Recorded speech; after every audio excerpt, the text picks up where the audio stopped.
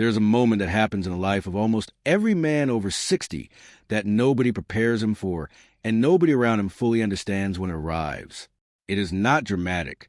It does not announce itself. There is no single conversation that triggers it, no single event that causes it, no clean before and after that anyone else can point to and say that was the moment everything changed. It happens quietly, internally, in the accumulated silence between 1 year and the next. And what it feels like from the inside is less like a decision and more like a recognition. The recognition that most of what surrounds him is costing him something he can no longer afford to keep paying. And the recognition, arriving with it, that he is finally done paying it. The people around him will call this a crisis. They will call it depression. They will call it bitterness or isolation or a warning sign that something has gone wrong inside him. His family will worry. His old friends will feel rejected. The people who have always depended on his availability, his reliability, his willingness to show up regardless of the cost himself, those people will feel the loss most acutely and will be the loudest in insisting that something must be wrong with him. Because when a man who has always been there suddenly is not, the people who benefited most from his presence are always the least equipped to understand why he left. But here is what none of those people will ever tell him. And here is what almost no one in his life is currently saying clearly enough or loudly enough or honestly enough for him to actually hear it. Cutting people off is not a symptom. It is not a warning sign. It is not something to be fixed or reversed or talked him out of. For a man over 60 who has spent decades giving more than he received, showing up more than he was shown up for, and maintaining relationships that consistently cost more than they gave, cutting people off is not the problem. It is the solution. And it is very possibly the smartest, most psychologically sophisticated, most self-affirming thing he will ever do with the years he has left. To understand why, you have to understand what actually happens to a man's internal landscape by the time he reaches 60. Because something shifts at this stage of life that younger people have not experienced yet and cannot fully comprehend from the outside looking in. By 60, a man has accumulated enough lived experience to see patterns with clarity that is simply not available to someone who has lived less. He has watched certain people in his life repeat the same behaviors for decades. He has given certain relationships enough chances to become something genuine that he no longer has any reasonable doubt about what they actually are. He has been disappointed enough times by the same sources that he can no longer pretend the disappointment is surprising.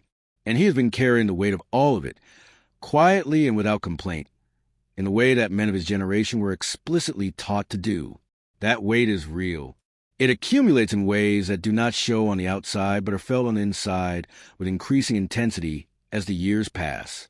Every friendship that turned out to be conditional, every family relationship that only flowed in one direction, every person who showed up consistently when they needed something and disappeared consistently when he did, every relationship that required him to make himself smaller, more available, less honest, more accommodating than he actually wanted to be, all of it has been sitting inside him, unprocessed, unacknowledged, and increasingly impossible to carry alongside the relationships that created it.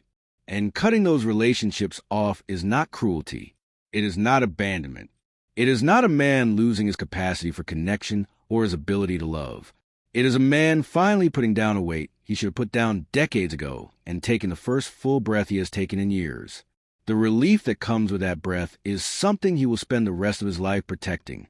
And anyone who tries to take it from him by insisting he pick that weight back up and carry it further is not looking out for his well-being. They are looking out for their own access to what his carrying cost him. Here is the part that nobody talks about honestly enough. Most of the relationships a man over 60 cuts off were not healthy to begin with. They were familiar. They were long-standing. They were held in place by history and habit, and a set of unspoken obligations that were never actually agreed to. But familiar is not the same as nourishing. Long-standing is not the same as valuable. And the obligation to maintain a relationship simply because it has existed for a long time is one of the most quietly destructive forces operating in the lives of men who have never given themselves permission to question it. The question a man over 60 begins to ask himself, often for the first time in his entire adult life, is not how long have I known this person. It is not what will they think if I pull back. It is not what does loyalty require of me here. The question he finally starts asking is simpler and more honest, and more important than any of those. Does this relationship make my life better or worse? That is it. That is the whole question. And for a man who has spent 60 years asking every other question except that one, the clarity of finally asking it and finally being willing to act on the answer is something close to revolutionary. Because here is what he discovers when he actually asks it. A significant portion of the relationships he has maintained out of loyalty, out of obligation, out of the fear of what cutting them off would say about him as a person, those relationships make his life measurably worse. They drain his energy. They compromise his peace. They require him to perform a version of himself that is less honest, less authentic, and less fully alive in the version that exists when he is not performing for their benefit. They cost him time he does not have to waste, and energy he cannot afford to spend on things that give him nothing genuine in return. And the moment he sees that clearly and acts on it, something happens inside him that is extraordinarily difficult to describe to someone who has not experienced it. It is not anger. It is not relief exactly, though relief is part of it.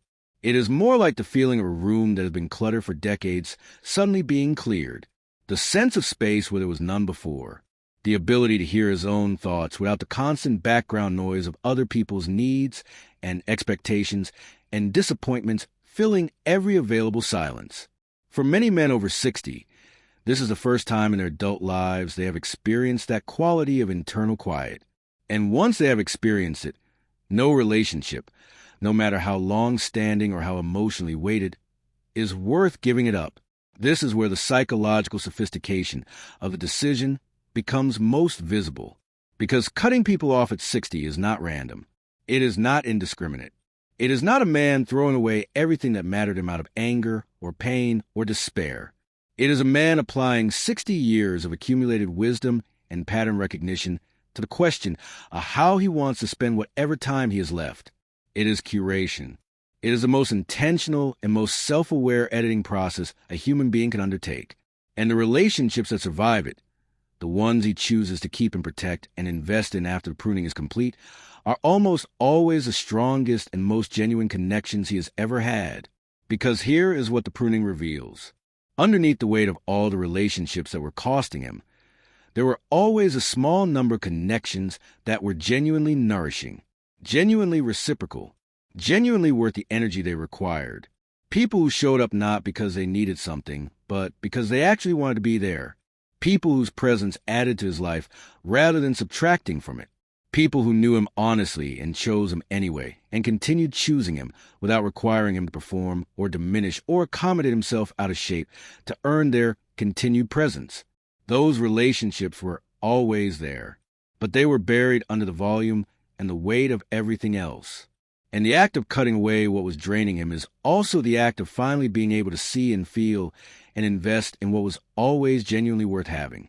The man who cuts everyone off is not ending his life of connection. He is finally beginning the version of it that was always meant to exist, but could never fully emerge while he was too buried in the wrong things to clear space for the right ones. There is one more thing that needs to be said clearly about what cutting people off actually is for a man over 60. It is an act of authority. For most of his life, this man operated under a set of rules about how available he was supposed to be, how much he was supposed to give, how little he was supposed to ask for in return, and how quietly he was supposed to carry everything that cost him. Those rules were handed to him by his culture, his upbringing, his generation, the specific version of masculinity he was raised inside. He never chose them. He never agreed to them. They were simply the water he swam in, and he swam in them for 60 years without ever fully stopping to ask whether they were serving him or consuming him.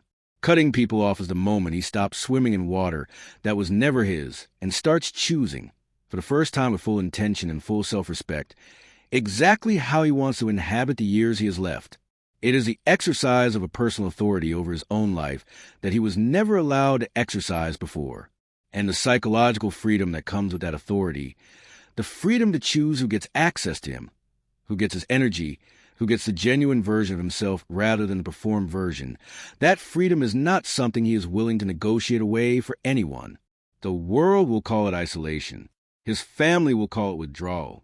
The people who lose access to him will call it tragedy or a crisis or a symptom of something that needs to be fixed. Let them call it whatever they need to call it. The man over 60 who has finally done this knows something they do not. He knows what it feels like to live without the weight. He knows what it feels like to wake up and spend his energy on things that actually matter to him. He knows what it feels like to be in a room with only the people who genuinely belong there and to feel, perhaps for the first time in his entire life, that the room is exactly the right size. That is not something to be mourned. That is not something to be fixed.